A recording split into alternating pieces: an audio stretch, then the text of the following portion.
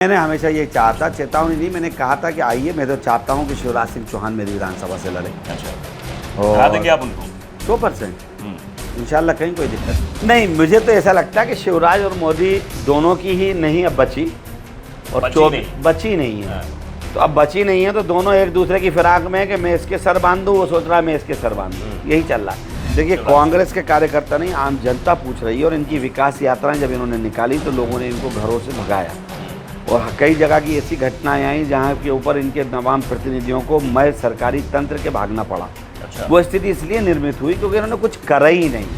कि मोतीलाल नेहरू देश के बड़े सनातनी, जवाहरलाल नेहरू देश के बड़े सनातनी, उनका मुकाबला ये क्या करेंगे? चंद जो लुच्चे लफंगे, जो बीजेपी आरएसएस वाले, जो अंग्रेज़ों से नहीं लड़ सके, वो धर्म की दुहाई दे रहे हैं। नमस्कार, आपके साथ मैं हूं आदित्य कुमार। इस वक्त हम मध्य प्रदेश की राजधानी भोपाल में मौजूद हैं, और भोपाल की सबसे चर्चित इस समय सीट बनी हुई है भोपाल मध्य। यहाँ से वर्तमान विधायक कांग्रेस के हैं आरिफ मसूद जी, और जब हम घूम रहे थे इलाकों में, जब बातचीत कर रहे थे, तो कोई ये कह रहा था कि इस बार तो भैया आपकी सीधा साफ हो जाएगा मैदान, क्योंकि पूर्व विधायक बीजेपी की तरफ से उम्मीदवार बनाए गए, जिनका नाम ध्रुव नारायण है। हम बातचीत करेंगे विधायक जी से। विधायक जी हमारे साथ मौजूद, बहुत बहुत स्वागत है विधायक जी। जी आदित्य जी, आपको क्या लग रहा है इस बार, क्योंकि पूर्व विधायक है, जब से परिसीमन के बाद ये विधानसभा सीट बनी, पहले विधायक वो थे, दोबारा एक और थे, अब आप हैं, तो कितनी टक्कर मानते हैं ध्रुव नारायण से? कुछ नहीं, मेरे नसीब में लिखा है इनको हराना। अच्छा, आपने तो 10 पहले साल से तो ये गायब थे। हाँ। 10 साल बाद अब ये मैदान में आए। अब जब जाहिर है कि जब ये मैदान में आए तो ये भी धाराशाही होंगे। अच्छा, आपने पहले भी चेतावनी दी थी कि बीजेपी की हिम्मत हो तो कोई उतार के देखे? नहीं, मैंने हमेशा ये चाहता, चेतावनी नहीं, मैंने कहा था कि आइए, मैं तो चाहता हूँ कि शिवराज सिंह चौहान मेरी विधानसभा से लड़े। अच्छा, हरा देंगे आप उनको? 100% इंशाल्लाह, कहीं कोई दिक्कत नहीं, कहीं कोई परेशानी नहीं, क्योंकि मैंने काम करा ना, लोगों का दिल जीता है। अच्छा, मैं नेता नहीं, बेटा बन के गया था। मुझे 13 में इन्होंने हराया था, ये कह कर के हिंदू मुसलमान बहुत करा था। अच्छा, तो मैंने बता दिया था कि मैं एक ईमानदार हूँ, और आप मेरे पे ट्रस्ट करो, मैं नेता नहीं, बेटा ही रहूँगा।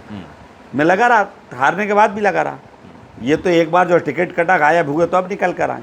तो आप तो कई बार गंगा जमनी तहजीब को तरजीह देने की कोशिश करते हैं, लेकिन विवादों में घिर जाते हैं। आप अगर किसी हिंदू के कार्यक्रम में जाने का प्लान भी बनाते हैं तो वो भी चर्चा हो जाती है। ये लोग कोशिश करते रहते हैं, इनका विचारों का रात दिन का काम यही है। इसीलिए तो मैं कह रहा हूँ कि आओ ना, कोई बड़ा आ ही नहीं रहा था। कोई बात नहीं आए तो ये इनकी मर्जी, जो उनकी पार्टी। बड़े बड़े लोगों को तो उतार दिया, और पहली लिस्ट में, क्योंकि उनकी जो तीसरी लिस्ट आती है उसमें कई सारे मंत्री सांसदों को भी उसमें उतार दिया जाता है। लेकिन ये सबसे दिलचस्प रहा भोपाल मध्य की सीट को लेकर कि पहली ही बार में उम्मीदवार उतार दिया, और ये कहा जा रहा था कि बीजेपी पहली बार वहाँ सीट पर उतार रही है जहाँ उसको पता है कि वहाँ से हारेंगे। इसीलिए तो दिया उनको, कि मालूम था कोई दूसरा आता कैसे। और मैंने लगभग 5 साल में हर वर्ग, हर समाज, हर व्यक्ति का दिल जीतने का काम करा। अच्छा, मतलब लोगों का मत नहीं, मन जीता आपने? मन जीता है। अच्छा। बिल्कुल आदित्य जी, और सबसे बड़ी बात आपको बताऊं कि आप हर इलाके में जाइए, और मैं सबसे कह रहा हूं, जो इंटरव्यूज़ कर रहे हैं, मैं कह रहा हूं कि आप चौराहों पे ना खड़े होकर थोड़ा सा अंदर मोहल्ले की गलियों में जाइए, और 100 मकान की दरवाजे नॉक करिए। 100 में से अगर 90 मेरी बात ना करें, और ये ना कहें कि हाँ आरिफ मसूद यहाँ आया इतने बार, यहाँ पे ये नाली बनाई, ये सड़क बनाई, इतने साल नहीं बनी, तब आप मुझसे सवाल करिए। और मैं पहला व्यक्ति हूँ जिसने बुकलेट छापी है। अच्छा, पूरी बुकलेट प्रिंट करी है, मैं अभी आपको भी देता हूँ। ठीक है। मैंने हर इलाके की 4-4 वार्ड की, हमारे यहाँ 13 वार्ड हैं, तो मैंने 13 वार्डों की 3 बुकलेटें अलग अलग छापी हैं। तो मतलब वो आपका उसमें काम छापा है। मतलब काम छापा है, या आगे जो करेंगे वो जो छापा काम है? करा है वो छापा है मैंने। अच्छा, आगे पहले भी मैंने कोई वादा नहीं करा था, करके दिखा दिया। अभी भी कोई वादा नहीं कर रहा। इंशाल्लाह अल्लाह ने मौका दिया तो ज़रूर आप दोबारा देखेंगे। मध्य विधानसभा ही नहीं, पूरा भोपाल चमन होगा, क्योंकि कांग्रेस की सरकार होगी। अच्छा, एक चीज़ मुझे दिलचस्प लगी, मैं आपसे मिलने आप एक कार्यालय आ रहा था, लेकिन उससे पहले मुझे दूसरे कार्यालय में पहुंच गया। कन्फ्यूज़न था, जो गाड़ी वाला ड्राइवर था वो भी कन्फ्यूज़ था। तो उसके बाहर एक चीज़ लिखी हुई थी कि आरिफ मसूद फैंस कार्यालय। इसका मतलब जरा समझाइए। मैंने और भी विधायकों के कार्यालय में गया हूं, मैंने बातचीत की है, वहां उनका क्षेत्रीय कार्यालय लिख दिया जाता है या जिला कार्यालय लिखा जाता नहीं, है। ये मैं जब राजनीति शुरू करा था तब से मेरे चाहने वालों ने एक फैंस क्लब बनाया था, उसमें कुछ नॉन पॉलिटिकल लोग थे। अच्छा। तो जो पार्टी के नहीं थे किसी भी, तो वो पॉलिटिक्स में नहीं आना चाहते थे। तो उन्होंने एक सब स्पोर्ट्स वाले थे, कल्चर वाले थे, तो वो फैंस क्लब है। तो क्योंकि वो मेरा घर का निजी ऑफिस है, अच्छा, मैं वहीं रात में बैठता हूँ, अच्छा, तो वो कार्यालय तब से उसी के नाम से चल रहा है, तो मैंने भी कभी उसको नहीं बदला। और यहाँ भी फैंस? यहाँ तो कोई बोर्ड ही नहीं लगा, आपने देखा होगा, ना बोर्ड है ना कोई आदमी खड़ा होता है यहाँ, तो जो आए आ जाए, सबसे मतलब बात आप करते विधायक नहीं, आप फैंस हैं, मतलब भोपाल मध्य के।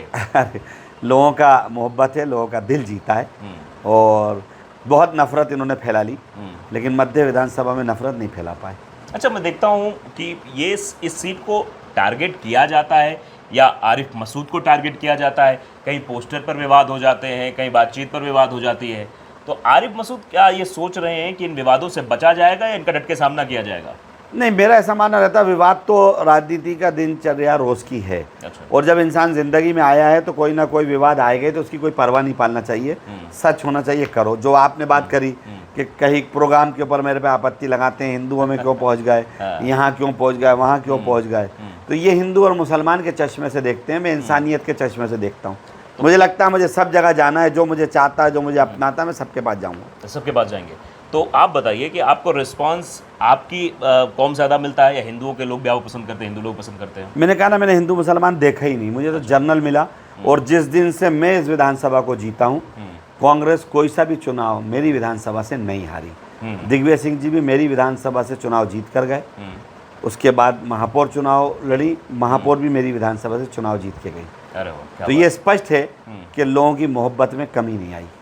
तो एक सवाल और, जी भाई, क्या विधानसभा से दिल्ली तक का रास्ता तय करेंगे आप? नहीं, ऐसा कोई विचार नहीं। मैं मध्य प्रदेश में अच्छा हूँ, यहाँ काम करता हूँ, अक़लियत का काम करता हूँ। नो डाउट कि मध्य प्रदेश की विधानसभा में मैं जहाँ अपने विधानसभा का प्रतिनिधित्व करता हूँ, वहीं पूरे मध्य प्रदेश की अक़लियत की भी जो परेशानियाँ हैं उसको उठाने का अपना फ़र्ज़ समझता हूँ और अक्सर बेशतर उठाता रहा हूँ। क्या लगता है आपको कि मध्य प्रदेश का इस बार का जो चुनाव होने वाला है, 2018 में वोट परसेंटेज तो बीजेपी का पास ही ज़्यादा था, सीटें भले ही कांग्रेस ज़्यादा आ गई, इस बार क्या लगता है आपको? दावे तो 150 तक के हो रहे हैं, जहां भी हम जिस कांग्रेस नेता से बात करें 150 से बात कर रहे हैं, और स्वयं राहुल गांधी भी 150 की बात कर रहे हैं। आपको क्या लगता है कि इस बार कांग्रेस कहाँ स्टैंड कर रही है? आदित्य भाई, राहुल गांधी जी ने जब 150 की बात करी थी, आप याद करना, जब भारत जोड़ो यात्रा मध्य प्रदेश से निकली थी। हाँ, उसी वक्त बात की थी। और उसके बाद उन्होंने कहा था कि मैं कह रहा हूँ 150, और मैं आपसे कह रहा हूँ कि 150 से भी आगे जाएगी कांग्रेस। 150 से आगे क्या आगे जाएगी ये कांग्रेस? कहीं ओवर कॉन्फिडेंस तो नहीं हो जाएगा? नहीं, ओवर कॉन्फिडेंस नहीं है, हमारी भी कोई बात नहीं है। पब्लिक इनके भ्रष्टाचार से इतनी त्रस्त हो चुकी है कि हर जगह भ्रष्टाचार है, सिवाय झूठ के पुलिंदे के अलावा शिवराज सिंह के पास कुछ नहीं है। तो जब वो झूठ की मशीन इतनी पॉपुलर हो चुकी कि अब लोगों को समझ में आ गया, तो लोग इनका चेहरा भी नहीं देखना चाहते। और आप देख रहे होंगे उसी परिदृश्य में इनको सारे बड़े लोगों को उतारना पड़ा। क्यों उतार रहा बड़ों को मैदान में, क्या आवश्यकता पड़ गई? जब छोटों से काम नहीं बन रहा है। नहीं, ये नहीं है, इसमें अंदर की राजनीति है। शिवराज सिंह बेड़ा अपने सर नहीं लेना चाहते, सबके सर बांधेंगे। मरेंगे तो सबको मार के मरेंगे, ताकि सबके ऊपर लांछन आ जाए। नहीं, ये भी चर्चा हो रही, दिल्ली के गलियारों में खासतौर पे चर्चा है कि मध्य प्रदेश में मोदी और शिवराज के बीच बन नहीं रही है। ये 2014 की खुन्नस तो नहीं निकाली जा रही, इस पर आप क्या रिएक्शन देंगे? नहीं, मुझे तो ऐसा लगता है कि शिवराज और मोदी दोनों की ही नहीं अब बची, और बची नहीं है। तो अब बची नहीं है, तो दोनों एक दूसरे की फिराक में है कि मैं इसके सर बांधूं, वो सोच रहा है मैं इसके सर बांधूं, यही चल रहा है। वरना मोदी जी ने तो कितनी यात्राएं कर ली अभी, मध्य प्रदेश में लगभग 8 यात्राएं कर डाली अभी। लेकिन एक चीज़ और मध्य प्रदेश में देखने को मिली है, कांग्रेस जो यात्रा कर रही है उसकी यात्रा में विवाद बहुत कम ही देखने को मिलते हैं, कहीं कभी कभार कहीं देखने को मिल जाता है। लेकिन बीजेपी की यात्रा में ज़्यादातर बवाल देखने को मिल रहे हैं, और जो बवाल और सवाल वो जनता कर रही है। तो इसको हम किस नज़रिए से देखें? ये शिवराज से नाराज़गी को देखें, या फिर कांग्रेस वाकई में यहाँ ऊपर आ रही है? कांग्रेस के कार्यकर्ता सवाल पूछ रहे हैं। देखिए, कांग्रेस के कार्यकर्ता नहीं, आम जनता पूछ रही है। और इनकी विकास यात्राएं जब इन्होंने निकाली तो लोगों ने इनको घरों से भगाया, और कई जगह की ऐसी घटनाएं आई जहां के ऊपर इनके तमाम प्रतिनिधियों को मैं सरकारी तंत्र के भागना पड़ा। अच्छा। वो स्थिति इसलिए निर्मित हुई क्योंकि इन्होंने कुछ करा ही नहीं। मैंने आपसे कहा ना कि इसमें हमारी या हमारे कांग्रेस कार्यकर्ता की बहुत ज़्यादा, हम ये ना कहें कि बहुत बड़ी बात है, जनता त्रस्त हो चुकी है। और जनता को लग गया कि क्या झूठ है। 15 महीने में कमलनाथ जी ने एक पूरा के पूरा एक बहुत अच्छा एक मध्य प्रदेश को ग्राफ दिया था, जो लग रहा था कि प्रदेश एकदम विकास की तरफ जाएगा, नौजवानों को रोजगार मिलेगा, किसानों की प्रॉब्लम खत्म हो गई थी, बिजली की खत्म हो गई थी, एकदम डंप करके रख दिया पूरा। अच्छा, मैं भोपाल मध्य घूम रहा था, शिवराज के खिलाफ तो बोल रहे थे, हमने लोगों से सवाल वर्तमान विधायक के खिलाफ भी पूछे कि वर्तमान विधायक कैसा आपका। एक हमें मजदूर मिला वो 4 बत्ती चौराहे पर, उसने बताया शिवराज हमसे आके मिले थे, कह लकड़ी का ठंड में प्रबंध कर देंगे, नहीं आई, 4 साल पहले की बात है। लेकिन जब आरिफ मसूद के बारे में पूछा तो उसने कहा आरिफ मसूद अच्छे हैं। मतलब एक तरफ मुख्यमंत्री और एक तरफ आरिफ मसूद, तो क्या दोनों को आमने सामने ला सकते हैं? मैं तो चाहता हूँ किसी तरह से ले आइए और आ जाएं, बात करें। कोरोना में कहाँ थे, मेरा पहला सवाल है उनसे। कोरोना का जवाब नहीं दे पाएंगे। रेमडेसिविर चोरी, मुझे हाई कोर्ट तक चुनाव लड़ना पड़ा, वो लड़ाई लड़ना पड़ी। रेमडेसिविर चोरी हमारे भोपाल में हुई है, ये आपको पता नहीं होगा। हमीदिया चिकित्सालय में सबसे पहले रेमडेसिविर के इंजेक्शन लगभग 200-250 इंजेक्शन गायब हो गए थे। अच्छा। और जब मैंने उसका आवेदन दिया थाने में, कहाँ गए तो रजिस्टर छुपा दिया गया। सिर्फ बीजेपी के लोग उसको लेकर चले गए और आम जनता तक नहीं पहुंचने दिया। एक सवाल और बहुत अहम कि कांग्रेस पर बीजेपी वाले ये आरोप भी मर रहे हैं कि कांग्रेस वाले डर गए हैं, ये सोच रहे हैं कि अगर हमने सीटें इस बार घोषित कर दी तो इतनी बड़ी बगावत होगी कि बचा ही नहीं पाएंगे ये लोग। इसीलिए वो लगातार ये कह रहे हैं कि वो डरे हुए, देखो हमने तो 4 सूची जारी कर दी। कांग्रेस सही समय पे सही निर्णय लेगी। कमलनाथ जी ने मेरे देखते देखते 30 साल के कैरियर में पहली बार बहुत समझदारी के साथ पूरी कांग्रेस एकजुट के होकर कमलनाथ जी के साथ खड़ी रही और सब बड़े नेताओं ने सामंजस्य बनाने का बहुत तगड़ा प्रयास किया है। बहुत कम जगह पे मैं समझता हूँ विवाद आने की स्थिति बनेगी और सूची डिक्लेयर करना और नहीं डिक्लेयर करना ये कांग्रेस हाईकमान का निर्णय है। लेकिन जहाँ तक मैं समझता हूँ कोई गलत नहीं है, क्योंकि जहाँ जो जिस तरह से उनको दिख रहा है जो मजबूत है, उसको ऑलरेडी लोग कह चुके हैं कि तू मजबूत है, तुझे आगे रहना है। मतलब कानों में चुपचाप कह दिया गया कि लड़ो।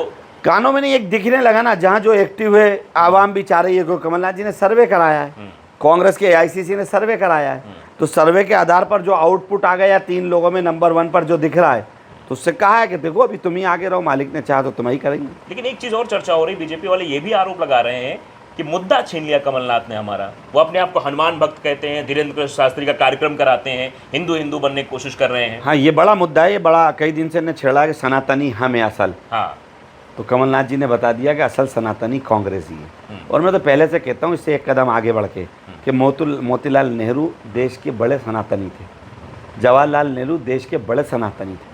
उनका मुकाबला ये क्या करेंगे चंद जो लुच्चे लपंगे, जो बीजेपी RSS वाले, जो अंग्रेज़ों से नहीं लड़ सके, वो धर्म की दुहाई दे रहे हैं। अच्छा चलिए, मान लिया कि सरकार आपकी बन गई, आपने सरकार बना ली, फिर कोई ज्योतिरादित्य सिंधिया तो नहीं अभी आपके यहाँ की जो कुछ ऐसा ही कर जाएगी? ये आदित्य भाई आपने बहुत अच्छा सवाल करा। आपको यही अभी एक व्यक्ति ने मुझसे पूछा था एक दिन ये पेशेंट, तो मैंने उनसे कहा कि भाई साहब ये आपको सोचना चाहिए कि खुला ऑफर था कि कांग्रेस छोड़ो, पैसा भी लो, पद भी लो। अच्छा, आपको? नहीं, मुझे नहीं, बाकी बहुत सारे विधायकों को, बहुत सारे हमारे दोस्त हैं जिन्होंने बताया, जिनको ऑफर आया। कितने का आया था? लगभग 35 करोड़। 35 करोड़? 35 करोड़ का ऑफर था और पद का नहीं, 35 करोड़। अच्छा, और पद का भी था। ऐसे कई लोगों ने उस वक्त में पैसा भी ठुकराया, पद भी ठुकराया और 95 विधायक कांग्रेस के साथ टिके रहे। अच्छा, नहीं तो 95 भी चले जाते? 95 बड़ी संख्या होती है, बड़ी संख्या होती है। और चलिए हम तो एक अकलियत से आते हैं, तो हम पे तो ये सोचा जा सकता है कि हम बीजेपी में नहीं जा पाएंगे। बाकी 95 में से 2 अकलियत के थे। अच्छा, 93 तो अकलियत से नहीं थे ना, माइनॉरिटी से नहीं थे। 93 विधायकों को भारतीय जनता पार्टी न प्रलोभन दे पाई, न पैसा दे पाई, न डरा पाई। मतलब अब जितने कांग्रेस में हैं वो एकजुट रहेंगे, वो कहीं नहीं जाएंगे, पक्के और मजबूती से रहेंगे। संकल्प लिए हुए हम लोग पूरी मजबूती के साथ। इनका तो पता भी नहीं चलेगा 23 के बाद कहाँ है। ज्योतिरादित्य सिंधिया के बारे में एक कमेंट। महाराज हैं, अब महाराज की दर्दशा बीजेपी में देखी नहीं जाती। बीजेपी के बारे में ये कहा 3 धड़ों बीजेपी बटी है, एक महाराज हैं, एक नाराज हैं, एक शिवराज। 3 नहीं है, अब तो 6 धड़ हो गए भाई। अच्छा, कौन कौन से 3 और बता दीजिए? कैलाश विजयवर्गीय का एक धड़ है, गोपाल भार्गव का एक धड़ है, प्रहलाद पटेल का एक धड़ है, नरेंद्र सिंह तोमर का एक धड़ है। तो अब तो ये 3 भी छोटे हो गए। नरोत्तम मिश्रा तो बेचारे हमें बड़ा अच्छा लगता है नरोत्तम भाई, जब हंसते थे विधानसभा में, हम कहते थे हम चाहते हैं ये तुम्हारा हंसता हुआ चेहरा देखें, लेकिन तुम मुख्यमंत्री कभी नहीं बनोगे, ये तुम्हारे भारतीय जनता पार्टी नहीं बनने देगी। एक सवाल है, जब बीजेपी वालों से सवाल करो कि आप हिंदू मुस्लिम करते हो, तो कहते हैं हमने तो कांग्रेस करती चली आई है, इस पर आपका क्या रिएक्शन? कांग्रेस ने कभी नहीं करा। कांग्रेस ने संविधान की बात करी, हमने हमेशा संविधान की बात करी। ये बात तो ये करते हैं ना, सनातनी धर्म की चर्चा कौन लेके आता है? भाई चर्चा करना तो इस बात पर करो ना कि प्रदेश में हमने इतने नौजवानों को रोजगार देना था, नहीं दिया। हमें इतने लोगों को कारोबार देना चाहिए था जो भटक रहे थे, जो बेपढ़े लिखे थे, हमने दिया, नहीं दिया। सारे कार्ड बनाए, बेवकूफ़ी बनाई। लाडली योजना में सबसे बड़ा घपला है। लाडली योजना में ना जाने कितने फॉर्म रिजेक्ट किए गए आपने, और ज़रा सी कमियां निकाल के, क्योंकि आप दे नहीं सकते थे, पैसा है नहीं आपके पास, पूरा बंटाधार आपने कर दिया। सिवाय झूठ के कुछ नहीं है इनके पास। अच्छा, चुनाव नज़दीक है और उत्तर प्रदेश के विधानसभा चुनाव में आपने भी नज़र गड़ाई होगी, देखा होगा, कई आरोप समाजवादी पार्टी की तरफ से चुनाव आयोग को लगाए गए। चुनाव आयोग पर यह आरोप रहे कि कई मुस्लिम बस्तियों में, कई जहाँ माइनॉरिटी ज़्यादा थे, वहाँ लोगों के नाम काट दिए गए, वो वोट नहीं डाल सके, वोटर लिस्ट से नाम हटा दिया गया। तो क्या आपने 2018 का चुनाव लड़ा, उस समय भी ऐसी कोई गतिविधि थी? क्या आने वाले समय में जो अभी चुनाव होने वाला है? मेरे साथ 2013 में भी ये घटना हुई थी। 2013 में मेरे 6,500 वोटर्स पे डिलीट की सील लगा दी थी। जो मतदाता था 6,500, जी, कभी मैं 6,000 से आ रहा था, 6,700 से आ रहा था। अच्छा, 6,700 मेरे वोटर वहाँ खड़े रहे, वो पर्ची लिए हुए थे, उनका नाम लिस्ट में था, लेकिन जब मतदाता अंदर मतदान करने जा रहा था तो वापस करा जा रहा था। क्यों? कि डिलीट की सील लगी। कारण? कोई कारण नहीं। तो इस बार कितना सतर्क हैं? इस बार सतर्क था। मेरे साथियों का, मेरे कार्यकर्ताओं का धन्यवाद दूंगा कि इस बार भी मेरे साथ 2 बार षड्यंत्र हुआ। पहले BLOs को डराया गया, SDM को डराया गया, जिला प्रशासन को डराया गया, और क्योंकि प्रत्याशी घोषित हो चुके थे, बेपनाह उन्होंने भय बनाया कि नाम काटो। जब वहाँ सफल नहीं हुए तो आखिरी दिन 7 तारीख को, जिस दिन ये लास्ट डेट थी, 6 या 7 को, 7,500 वोट मेरे 7 नंबर फॉर्म फर्जी, फर्जी आईडियों से अप्लाई कर दिया। जैसे आप आदि थे, मैं आरिफ हूँ, तो अप्लाई कर दिया कि हम अपना नाम विड्रा कर रहे हैं दूसरी जगह। 7,500 जिसकी कंप्लेंट अगले दिन मैंने जाकर चुनाव आयोग को करी। चुनाव आयोग को अब निष्पक्षता दिखाना चाहिए, FIR के आदेश करें। अभी तक FIR नहीं हुई, अभी नहीं हुई, लेकिन मेरे लोगों ने अगले दिन उसको घर जाकर फिजिकल, चुनाव आयोग ने ये जरूर मदद करी कि फिजिकली टीम भेजी, वेरिफिकेशन कराया। उस वेरिफिकेशन में 7,500 में 6,700 मतदाता एक्चुअल पाए गए, बाकी एक्सपायर हो गए थे, वही कटे। मतलब इतना बड़ा आपकी गेम, इतना बड़ा फिर गेम हुआ। लेकिन चुनाव आयोग की एक कमी अभी भी लग रही है कि आज 15 दिन हो गए, 15-20 दिनों में आज तक FIR क्यों नहीं हुई? ये एक प्रश्न, ये बहुत बड़ा सवाल है। तो इस बार सवाल ये कि आखिरी सवाल है ये कि पिछली बार 14,000, इस बार कितने हज़ार? देखो भाई, जो हालात दिख रहे हैं, बीजेपी की जमानत जब्त होगी। अच्छा, क्योंकि मैंने कहा ना कि मैंने लोगों का दिल जीता है, और जब दिल जीता है तो मतदान करने मतदाता जाएगा एक बेटे के लिए, मंत्री बनने की एक विकास के सरकार नहीं, ये तो पहले भी नहीं थे। बहुत लोग कह रहे थे जीत गए मंत्री बन जाए, कांग्रेस की सरकार बने, भोपाल चमन हो, बस यही चाहता हूँ। बस सिर्फ एक ही तमन्ना, भोपाल विकास चाहता हूँ, क्योंकि भोपाल राजधानी में पैदा हुआ हूँ। राजधानी का बंटाधार देखता हूँ तो तकलीफ होती है। आप ही आए हो अभी दिल्ली से, घूम रहा होगे तो कल आप क्या सोच रहे होगे, कैसा भोपाल है, बड़ा नाम सुना था भोपाल। तो चाहता हूँ कि मालिक करे, समझ में आ गया, मालिक करे कि दोबारा अवसर मिले और हमारी सरकार मिले, तो भोपाल की मेरी विधानसभा तो ठीक, मेरी विधानसभा के अलावा तो मंत्री बनेंगे तो विकास ज़्यादा हो जाएगा। फिर मुख्यमंत्री हमारा बन जाएगा, चिंता क्या है। कमलनाथ जी मुख्यमंत्री होंगे, हम लोग सब कुछ होंगे। चलिए, बहुत बहुत धन्यवाद। Thank you Aditya, thank you. तो हमारी बात आरिफ मसूद जी से हो रही थी, भोपाल मध्य से ये विधायक हैं, और जिस तरीके से इन्होंने कहा कि मैंने जनता का मन जीत लिया है, इस बार चुनाव भी जीतूंगा, और इस बार भारतीय जनता पार्टी के प्रत्याशी की जमानत भी जब्त होगी। इन्हीं बातों के साथ मुझे दीजिए इजाज़त। नमस्कार।